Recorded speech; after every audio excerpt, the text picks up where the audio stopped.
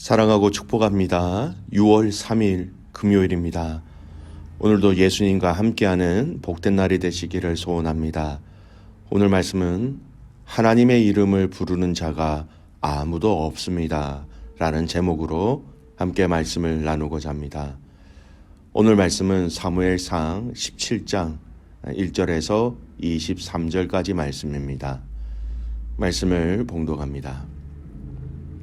블레셋 사람들이 그들의 군대를 모으고 싸우고자 하여 유다에 속한 소고에 모여 소고와 아세가 사이에 에베스다밈에 진침해 사울과 이스라엘 사람들이 모여서 엘라 골짜기에 진치고 블레셋 사람들에 대하여 전열을 벌였으니 블레셋 사람들은 이쪽 산에 섰고 이스라엘은 저쪽 산에 섰고 그 사이에는 골짜기가 있었더라. 블레셋 사람들의 진영에는 싸움을 도두는 자가 왔는데 그의 이름은 골리앗이요 가드 사람이라. 그의 키는 6규빗 한 뼘이요 머리에는 놋 투구를 썼고 몸에는 비늘 갑옷을 입었으니 그 갑옷의 무게가 놋 5,000세겔이며 그의 다리에는 놋 각반을 쳤고 어깨 사이에는 놋 단창을 메었으니 그 창 자루는 배틀채 같고 창날은 철 600세겔이며 방패 든 자가 앞서 행하더라.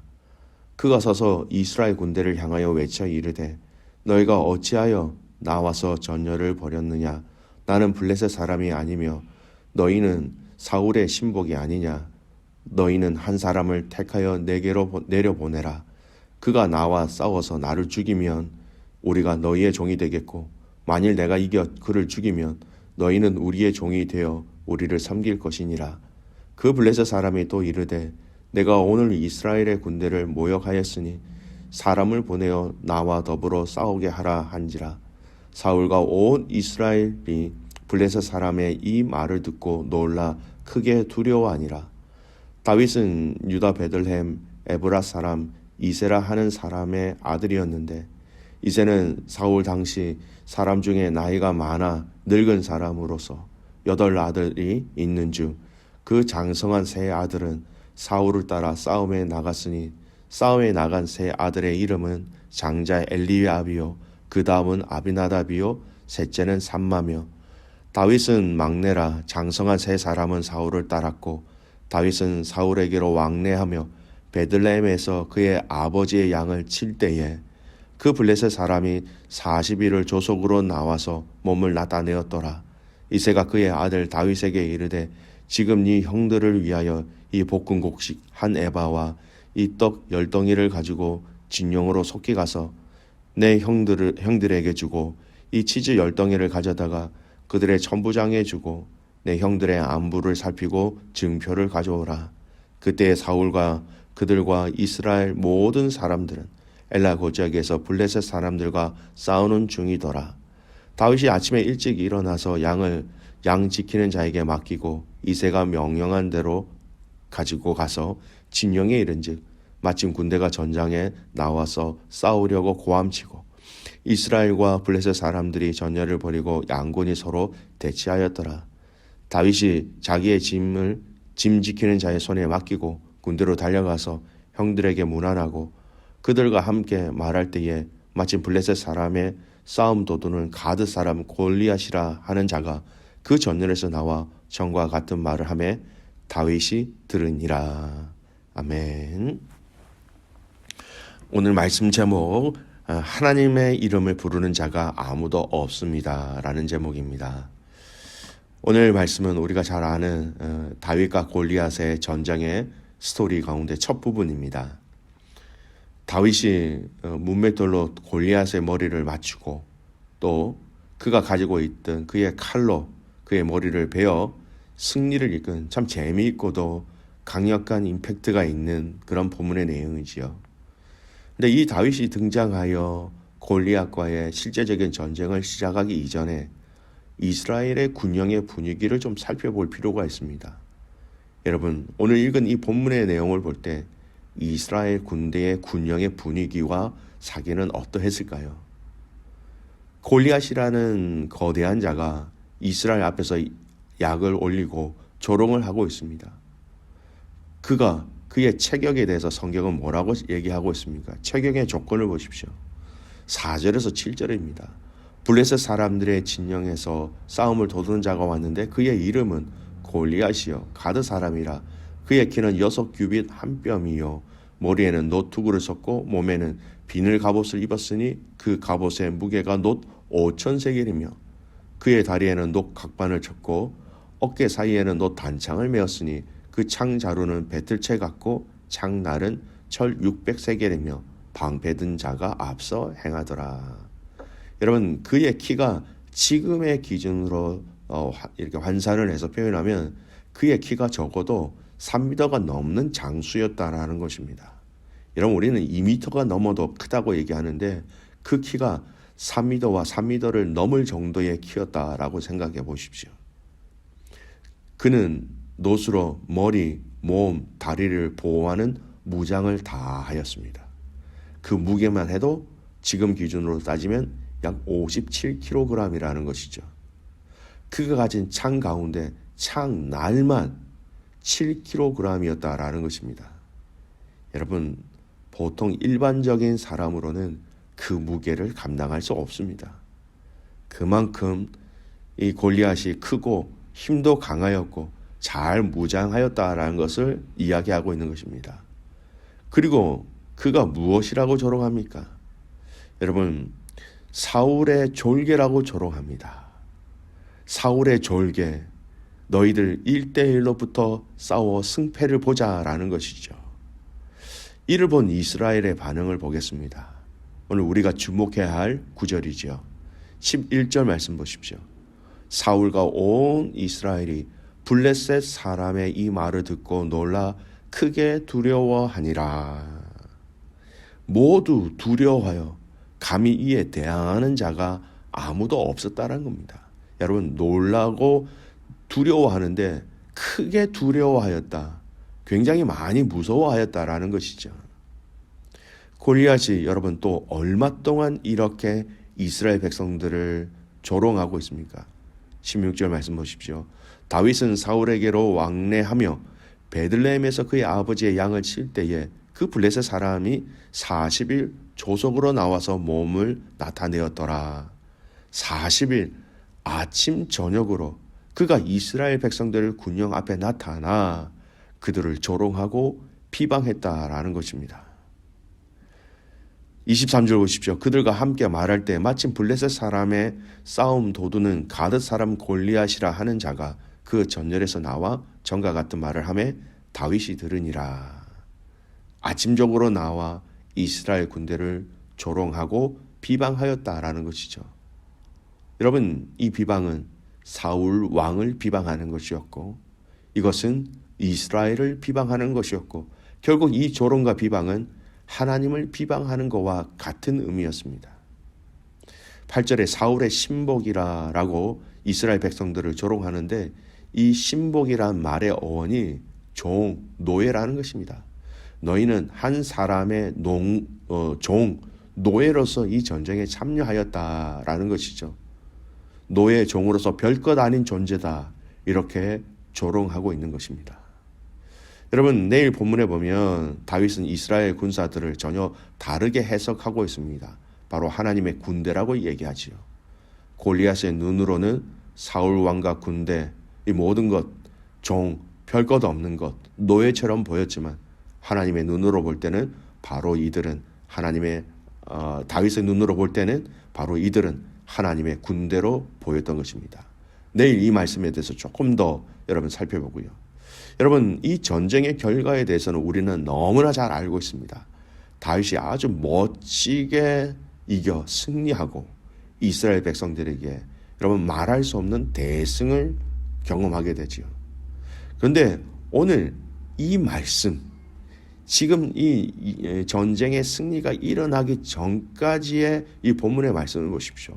벌벌 떨고 있고 내일 본문 서두에서도 한 번 더 모든 이스라엘 백성들, 군영들이 벌벌 떨고 두려워하고 있다라고 2번이나 얘기하고 있습니다.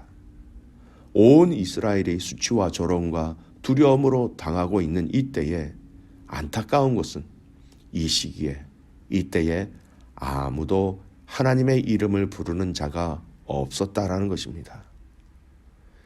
아무도 이러한 전쟁의 대치 상황 속에서 하나님의 이름을 부르며 하나님께 도와달라고, 하나님의 구원의 은혜를 베풀어 달라고 아무도 부르짖는 자가 없었다라는 것이죠. 사울 왕도, 그와 함께한 군사들도, 그 어느 누구도 이 나라의 절대절명의 위기 가운데 아무도 하나님의 이름을 부르지 않았다. 찾아볼 수 없는 본문이라는 것입니다. 여러분, 아무리 사울이 그가 하나님 앞에 죄를 지었다 하더라도 사울은 마지막까지 하나님의 이름을 부르짖어야 했습니다. 그 땅에 속한 사람들 중에 이스라엘 백성들이라면 과거에 사울 왕을 통하여 조상들을 통하여 들어왔던 전쟁을 승리하게 하신 그 하나님에 대해서 그들이 경험하였든지 들었든지 조상의 그 이야기를 계속해서 들어왔던 이스라엘 백성들이라면 누구든지 하나님의 이름을 부르며 하나님의 그 구원의 손길을 위해서 이 전쟁이 하나님의 전쟁이 될 수 있도록, 그리고 이스라엘의 백성들의 장로나 백성들 중에 부르짖어야 했지만 아무도 부르짖는 자가 없었다라고 얘기하고 있습니다. 여러분, 이스라엘 백성들이 하나님 앞에 이 죄악을 많이 지었고 하나님의 품을 떠났을 때에 여러분, 그 당시 그들에게 보낸 이사야 선지자를 통하여서 하나님이 이스라엘 백성들을 진단하신 게 있어요. 이사야 9장 13절 말씀. 이 백성이 오히려 자기들을 치시는 자에게로 돌아오지 아니하며 만군의 여호와를 찾지 아니하도다.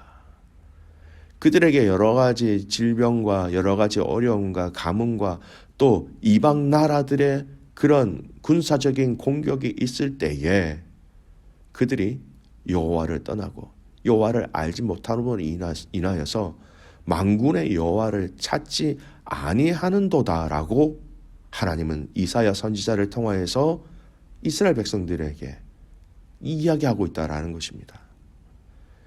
여러분, 스바냐 1장 6절 말씀에 하나님을 찾지 아니한 자에 대해서 어떻게 얘기합니까? 스바냐 1장 6절 말씀입니다.